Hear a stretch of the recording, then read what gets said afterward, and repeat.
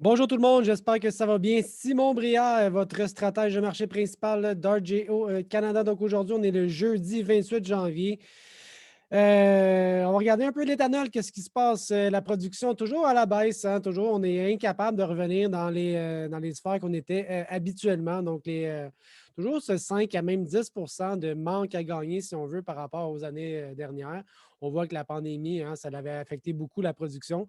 Et là, ben, on est quand même assez stable par rapport aux moyennes des dernières années, mais on est quand même 5 à 10 plus faible. Les stocks ont remonté dernièrement, mais les stocks par rapport à la baisse de production devraient peut-être être un petit peu plus haut, ce qui me fait dire qu'il y a probablement de l'exportation d'éthanol qui se fait, étant donné qu'on en produit un petit peu plus qu'on en consomme actuellement. Donc, probablement que ça sort versus les exportations.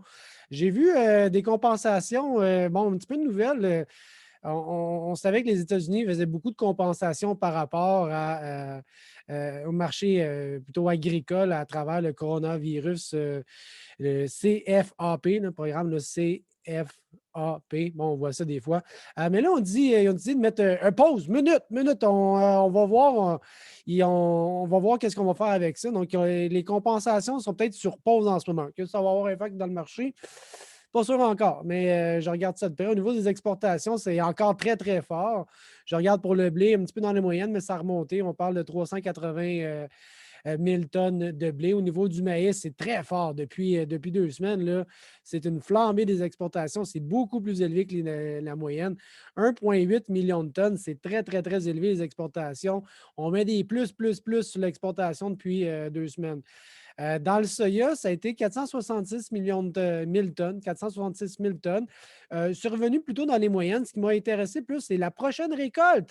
My God, 1,5, quasiment 1,6 million de tonnes sur la prochaine. Fait qu'on a déjà en train de booker pour l'automne au niveau de. Bon, on parle de la Chine ici, les destinations inconnues. Moi, je dis que c'est la Chine encore. Donc, oui, à court terme, très, très, très forte l'exportation de soya. Ça ne dérougit pas. Puis on commence à bouquer l'automne déjà.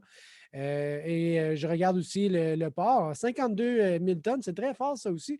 On voit que les denrées américaines sont très populaires au niveau des marchés américains. Donc, graphiquement, on voit les tendances qui se poursuivent. Je n'ai pas de signal de vente. En fait, des signaux de vente que j'ai, on est en train de les renverser en ce moment sur l'analyse technique. Donc, prenez garde.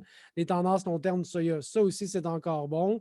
On a des signaux de vente ici, mais est-ce qu'on va venir recroiser à la hausse? Mes moyennes mobiles, mon MACD, on va voir qu'est-ce que les prochaines séances vont être très intéressantes dans le soya parce qu'on a de l'analyse technique un petit peu plus bon, qui me donne des renseignements un petit peu plus intéressants, je trouve, sur ces graphiques-là.